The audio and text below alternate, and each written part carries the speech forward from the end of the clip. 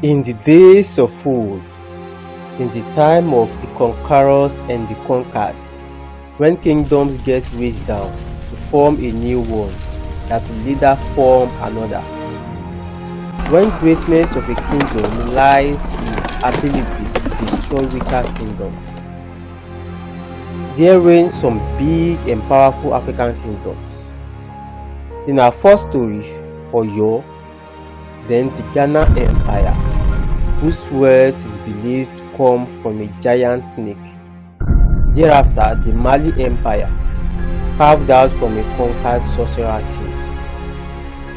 How has history brought rifts between the jihadists and the African traditionalists or wizards that are invincible, and how did these great kingdoms fail?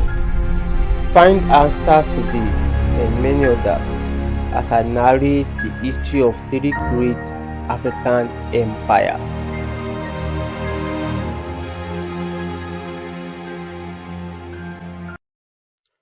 Now visiting the history of Oyo to the southeast of Mali, one of the largest and powerful Yoruba kingdoms to ever exist. Historians estimated that it started around the 1300s. Ile-Ife is the place where most Yoruba kingdoms is said to have come from, and its founder, Oduduwa, was the first king. He had many sons, one of them Oromiyan. One day, Oromiyan, angered with the way the neighboring kingdom insults their grandfather, Oduduwa, he decided to launch an attack as a punishment against them. He sought the help of his brother, and they combined their forces. On their way, the two brothers quarreled and they split up. Oromiyan's force was too small to carry out the attack, so he wandered in the wilderness around River Niger. When he got to somewhere around Busa today, he was welcomed by a chief, who later provided a large snake with a charm on its neck to him. The chief also gave him some instructions and information on what to do with it. Not long after, Oromiyan and his followers continued on their journey, still not knowing where they are heading, but this time they were led by the snake that has a charm on its throat. They followed this big snake through the thick forest for some months.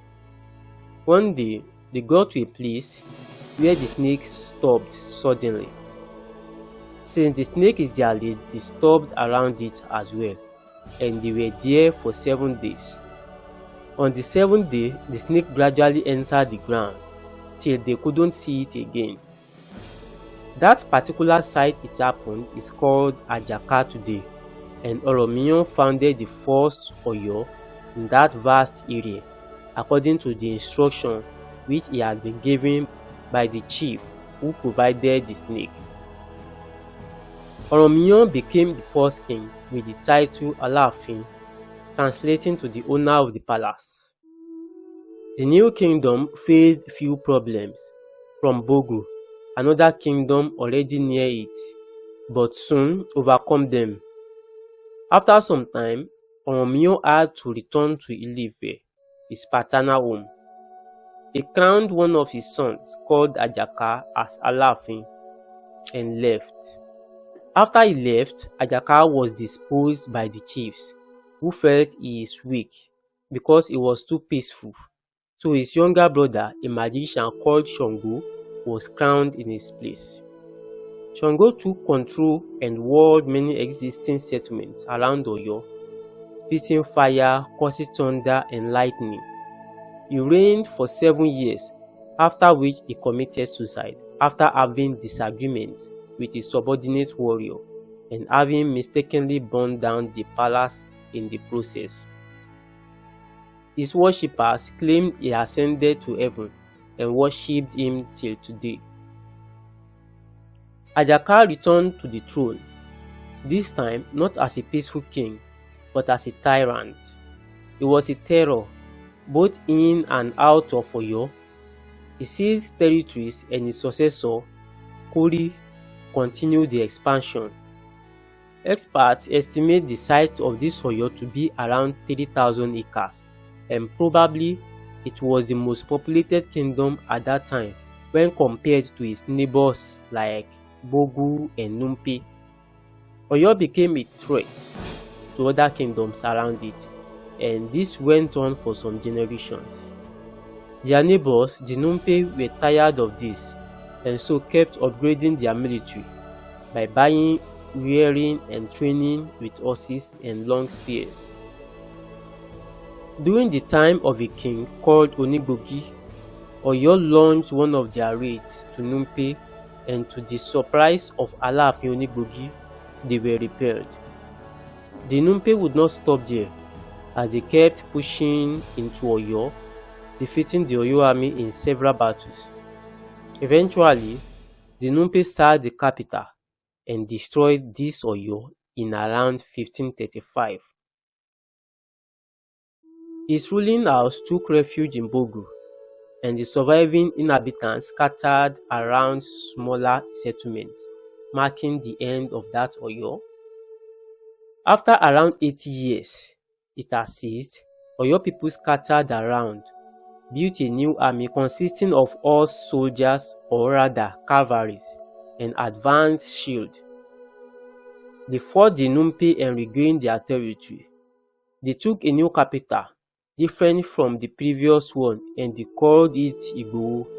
So, while the new Oyo was called Oyo Igboho, the old one is Oyo Ile. Oyo kept fighting Numpe to make them weak and retard them from attacking Oyo again in the future. Time passed by and Oyo grew strong and prosperous among other kingdoms they subdued, most of them Yoruba entities. To their east, they went as far as trying to conquer Benin Kingdom, but their cavalry unit found it difficult to cross the mountains at Ekiti, so the campaign was halted. To the west of them, they stretched to the Ewi, Aja, and Dahomey in modern-day Benin Republic. Oyo did kept on this quest of expansionism as far as it could. For example, it raided some kingdoms, and the soldiers had to retreat as soon as their supplies were finished, because Oyo found it difficult to supply its army fighting in a place too distant from Oyo. Oyo also achieved some military feats by helping or making use of armies from the territories they had conquered. For example, they defeated an Ashanti army by supporting the soldiers of Akiem and Dahomey, who were being invaded. In 1784, they also did the naval blockade of Badagry with forces gathered from Dahomey, Lagos, and Oyo. They didn't really rule over most of the kingdoms they conquered. Most times they assigned Ajele, like a district officer, to some and collect tributes, while they collect tributes only in other places. Oyo produced so many powerful people who were feared for their magic. One of them, Ga, a military leader, was so powerful that he successfully installed and dethroned several Oyo kings or Alaafin. Starting with Alaafin Labisi. Labisi was nominated as king. His supporters were executed and he was not allowed into the palace. He committed suicide because of that. That was 17 days after its nomination. He installed Ojuboye as king with the condition that he prostrates to him every morning. Kings don't prostrate to anyone in Yoruba land, but Ojuboye agreed, and after 130 days, he stopped doing that, and Ga killed him. After this, he installed Agboluaje. During his reign as Alaafin, Agboluaje celebrated a festival. At the festival, one of the invited kings dressed better than him and changed his clothes several times. Ga was angered that how can an invited guest dress better than the Alaafin? So he declared war on the invited king. Agboluaje won the invited king of the war, and the invited king escaped to Numpe. After Gaa found out what Agbolúadé had done, Agbolúadé committed suicide to avert his punishment. After this was Majogbe. One day, Majogbe's son had a street fight in Gaa's neighborhood, so Gaa decided that Majogbe himself pays with his life. After him was Abiodun. Abiodun did everything to please Gaa. He even married his only daughter to Gaa with the hope that he wouldn't attack his father-in-law. But one day, something that shocked the whole of Oyo happened. Gaa needed to use an animal called Agborin in English, a deer, for his charm, and he couldn't find it in time. He looked at Abiodun's daughter, whose name is Agboin, and thought that since their name sounds similar, he could use her too. He pounded her for his charm. When Abiodun heard of this, he was broken, so he secretly asked for help from several warlords and kings, including Are Ona Kakanfo Oyabi, who was the warlord of all Yoruba land. Oyo people were also boiling with anger with Gaa's deed. With all this help, Abiodun destroyed Gaa's house and his families, while Gaa himself was captured and put to death. Alaafin Abiodun couldn't stop there. He went ahead and destroyed all the properties of other great warriors that had something to do with Gaa in order to prevent coup or sabotage of the office of the Alaafin again. This was in around 1774. Gaa was gone, but it has some after effects. The effect is that Oyo had weakened its military by attacking other war houses too. The act would also cause disobedience and betrayal to the throne in the future. This small civil war would be a foundation for the fall of Oyo that would gradually happen over the next 60 years. Firstly, after the incident, Abiodun lost two wars, one to Bogu and the other to Numpe, as both kingdoms liberated themselves from the tributary paying states of Oyo.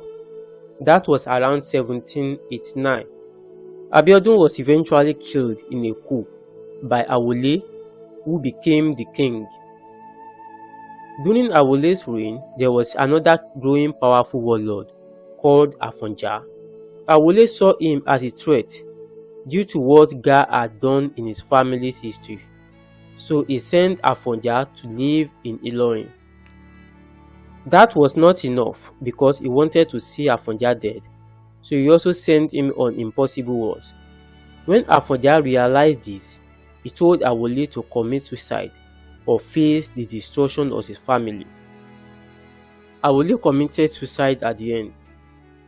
The effect of this second warlord-king fight is that after the demise of Awole, it was impossible to find a successor to the throne, as kingmakers clashed over different candidates.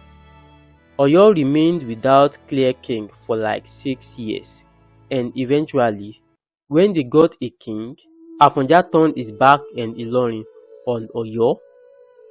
Afonja controls most of Oyo's cavalry, and they remained with him in Ilorin. Bogu and Numpe used to be the route of Oyo's horse supply, but since they freed themselves from Oyo under Abiodun, they had blocked Oyo's steady supply of horses from the north, thereby reducing the strength of Oyo's cavalry. Many tribute-paying states started revolting and freed themselves. For example, Dahomey under King Gezo and Egba under Lishabi. After a while in Ilorin, Afonja had gotten issues with Alimi, his Fulani friend, in Ilorin, and he was killed, while Alimi took control of Ilorin from him. Alimi wanted to expand Islam to other states, so he launched a series of wars against kingdoms like Numpe, Bogu, and Oyo was not spared either. Oyo army, with almost no cavalry fighters, crumbled in the face of the jihadist horses and long spears. During the war, Oyo king called Oluewu formed alliance with Bogu kings to repel Fulani's attack and recaptured Ilorin. The alliance was betrayed by Oyo generals. Oyo generals and the soldiers they commanded deserted. The king's army and Bogu army went on with the war, where 5 of the 6 Bariba kings died. Oluewu himself and his prince were killed in the war. The war of that particular alliance was called Eleduwe War, and after they lost the war, Oyo fell.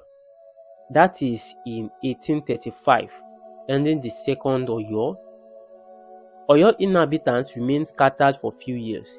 They moved southward, far away from Ilorin, to settle in the current site today under the new king called Atiba.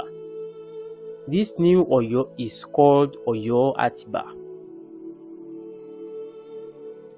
So, Oyo got weakened by its own weight and fell at the feet of the Fulani jihadists.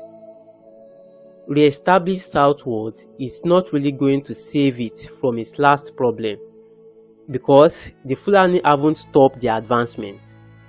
Anyways, the Alaafin was wise as he sought support of experienced fighters from his surroundings to guide his region. One of them, Ibadan, which is more of a military barrack or settlement. In the year 1840, Ibadan army combated the Fulani army in Oshogbo and defeated them, thereby stopping the advancement of the Fulanis southward. This way, Ibadan emerged as the new central power.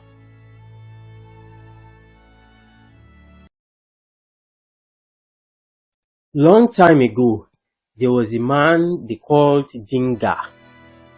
According to oral accounts of the Shonike people, he was a traveler and he traveled somewhere from the east down to their location. On his journeys, he stopped at many locations, having wives and leaving children in those areas. When he got to an area, he had to fight a creature like goblin to achieve power in the area. He killed the goblin and married his daughters. Meanwhile, the goblin-like creature was not the only being in that area.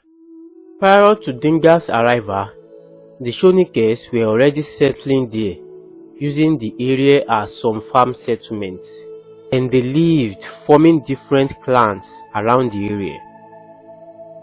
Dinga, as a result of the influence he had developed in the area, he united them into one, forming a new empire, and he became the first king. When the empire was formed, the king took the title Ghana, meaning the warrior king or king that can fight. The empire was named Wagadu, but as time goes on, Wagadu neighbors, allies, enemies, including Arabs, would refer to it as Ghana, and so in history it is remembered as Ghana Empire. After the death of Dinga Sise, his son Yabe Sise became king, and he was followed by Ghana Bassi. The kingdom flourished under his reign as it traded in salt and gold through the Sahara. In one of the Shonike mythologies, they believed a big python was responsible for the wealth of the kingdom, and they offered sacrifice of a virgin to it every year, until the python was beheaded by a man whose fiancée was to be sacrificed to it. Bassi had good relations with the Almoravids, who lived somewhere around its north, in modern-day Morocco. They traded with one another. They persuaded him to convert to Islam, but Ghana Bassi refused to. This made the Almoravids decide to invade Ghana. Bit by bit, they did and captured the capital, called Kumbi Saleh, in 1076, under another king called Tukarmanin, who had also refused to convert to Islam before it was finally captured. Effects of this war on the Ghana Empire were that, firstly, Manin continued to rule, but paid tribute to the Almoravids. Many territories of the empire became independent or divided, thereby making the kingdom smaller. Islam was finally imposed on everyone, and those that couldn't accept the new faith had to leave the kingdom. Manin continued to rule, but merely as a subject of Abu Bakr Umar, who was the Almoravid leader. One day, in the year 1087, Abu Bakr Umar was shot by a poisoned arrow, and it eventually led to his death. After his death, the Almoravids occupying the Ghana Empire were expelled. Despite being freed from the Almoravids, the empire had lost most of its territories. Its population drastically reduced as well, as a result of migration of those that couldn't give up their traditional religion, and finally, it had internal crisis as to who to assume the control of the kingdom. It was later incorporated into another kingdom called Soso. Following the independence of Gold Coast, the country was renamed Ghana, as it was believed that many of the new nation's inhabitants were descendants of those who migrated from the Shonike people who lived in the ancient empire of Ghana.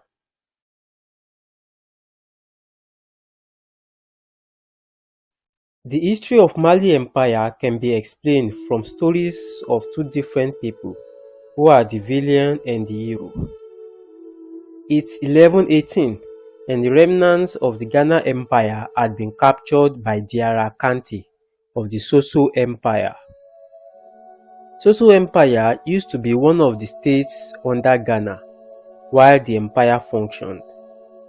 While people said Diarra Kanté might not have existed in history of the region, no one denies the existence of his grandson or successor named Soumarou Kanté. Soumarou Kanté is regarded as the champion of the African traditional religion in that age, and he detests the people who practice Islam. He raided many other surrounding kingdoms and seized territories. He is regarded as the Sorcerer King because he possessed extraordinary magical powers. On the other hand of the story is Sundiata Keita.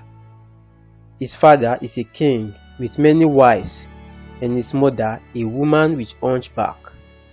She was nicknamed the Buffalo Woman because of her hunchback and ugliness. To add to the problem, Sundiata himself could not walk at his young age, and this made them a subject of ridicule among his father's wives and family.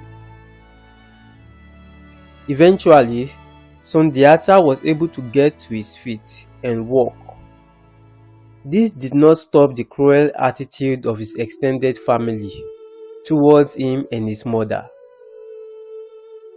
Sundiata seems to excel among his peers, and also there had been a prophecy that he will be a great king.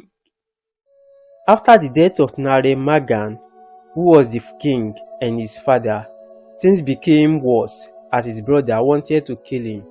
When Sogolon, his mother, noticed they are no longer safe, she took Sundiata and his sisters and went into exile. While in exile, they moved from kingdoms to kingdoms during their exile and eventually stopped at Mema. At Mema, Sundiata's courage and tenacity was admired by the king of Mema, and because of this, he was given a senior position among his peers. On the other hand, Soumarou Kanté, also regarded as the Sorcerer King, had taken his war of expansion to the Mandinkas, which is Sundiata's fatherland. His brother that wanted to kill him had become the king in place of their father, but abandoned the throne when Soumarou Kanté invaded their territory. Soumarou, the Soso king, successfully seized the Mandinkan territories and ruled over it. People were not happy with how the events had turned out, and so they sent for Sundiata Keita and begged him to return and help them to liberate their homeland from the Soso king. Sundiata heeded, and when he was leaving Mema king gave him some of his army. He also gathered more soldiers from the Madinkas and others who were mostly his age group, and they formed a pact as brothers with plans of liberating their homeland from the sorcerer king Soso. One day, at around the year 1235, Sumaro's army and Sundiata's army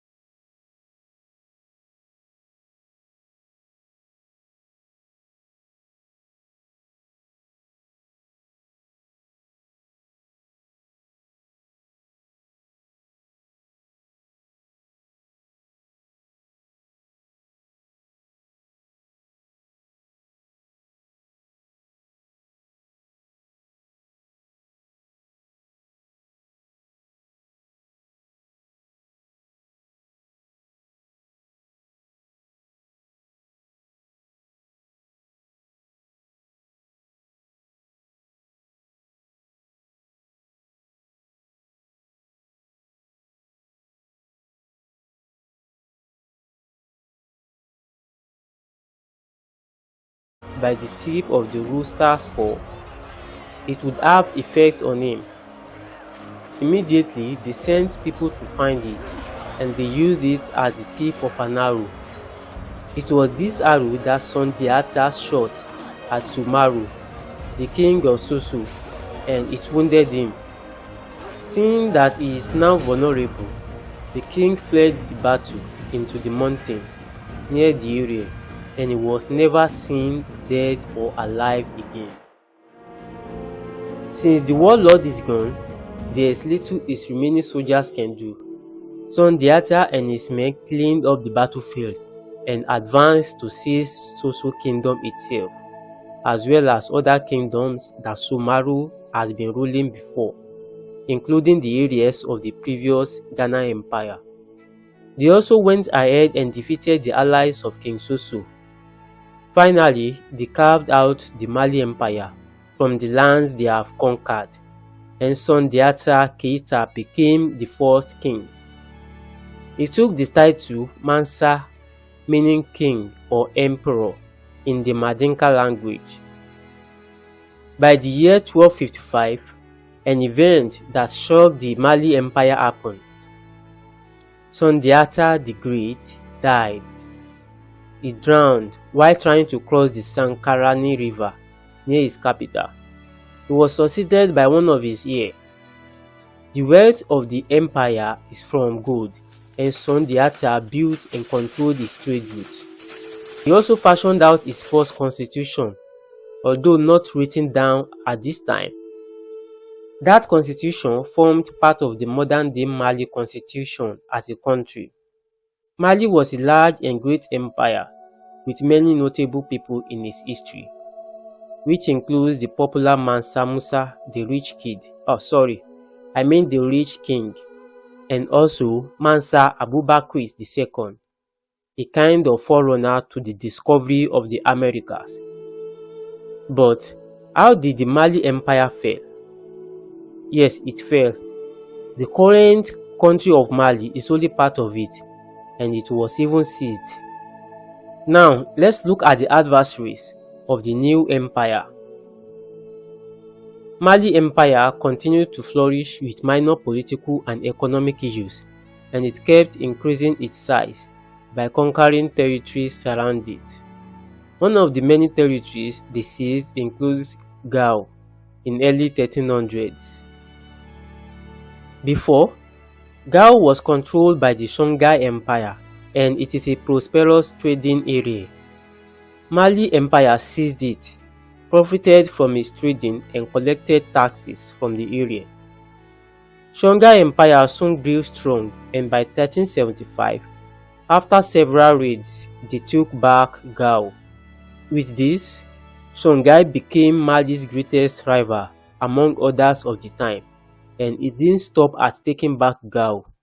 It later took some northern and eastern parts of Mali. Other adversaries of Mali include the Fula or Fulani and the Tuaregs. When Mali couldn't stop them, Mali, who had some relationships with the Portuguese at this time, requested for help from the Portuguese, but the Portuguese don't want to interfere in the matters. In 1544, the Songhai army finally entered the capital of Mali and used the palace as latrine. They left the capital not long after they captured it because they feared they can't hold it for long. In around 1610, a Malian king called Mahmoud Keita IV died and had 3 sons. The 3 fought over the throne, but none of them could get it. At the end, the remaining parts of the Malian territory became divided into 3, and thereby weakening the empire further. In the mid-1600s, a new empire named Bamana Empire attacked the divided empire, one after the other, and formed some of its territories into its own, and made others to pay tribute to the Bamana Empire. Mali remained scattered under different kings and kingdoms, and never reunited up to the time of the French occupation in 1892. The area it once occupies includes Senegal, southern Mauritania, Mali, northern Burkina Faso, western Niger, the Gambia, Guinea-Bissau, Guinea, the Ivory Coast, and northern Ghana of today. Its name itself, Mali, used to be pronounced as Mande, Manding, and Manding, from the dialects of those who inhabit the empire. But when the Arabs, who were the first to document the history of the area, came there, they couldn't pronounce it that way, thereby calling it Mali. It is also Meli and Meli on some historical documents. Its original names are names of a town in today's northeastern Guinea and southern Mali, and is said to mean the place where king lives. It is the town where Mali Empire began, and it is debated to be one of Mali Empire's capital.